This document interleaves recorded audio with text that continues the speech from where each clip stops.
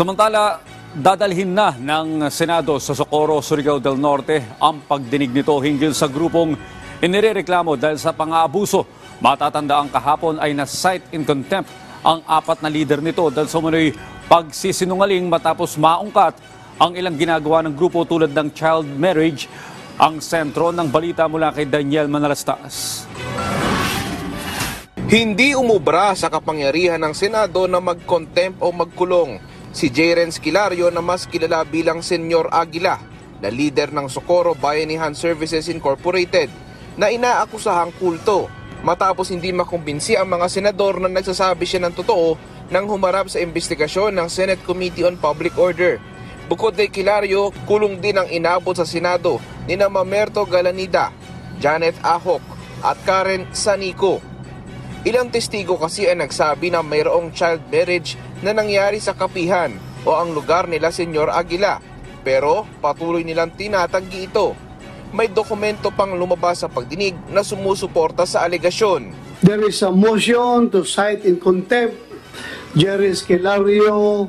Personalities are hereby cited in contempt.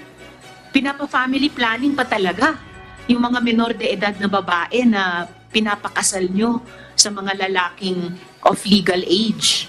Na nalalagyan sila ng, ano ba yun? Oo, implant para sa family planning.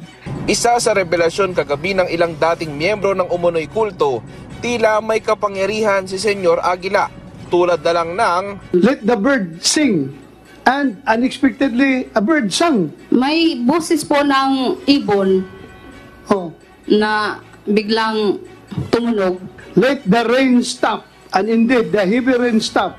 Hinto talaga ulan, magsabi niya. Baka accidentally lang po din po sir. Ang larawan naman ay ito na animoy parang pictorial na may mga armadong kalalakihan, itinanggi ni Senyor Aguila na baril. Bakit meron silang armas? Hindi po yan armas, sir. Ano yan? Kahoy po yan. Noong panahon po yan, meron po kasing may mga different activities po. Isa po yan, parang contest po between the clusters po. Parang tapos parang sila po yung nanalo. Parang kasi po sikat na sikat po noon yung time po ng Cardo, yung sa Provinciano. Hindi po namin nakita yung mga baril, Your Honor, na kahoy. Tingin naman ni Senator Bato de la Rosa, mukhang may mas malaking personalidad na dawit sa grupo. Nakatakda namang gawin ng komite ang susunod nilang pagdinig sa Socorro, Surigao del Norte. Daniel Manalastas para sa Bayan.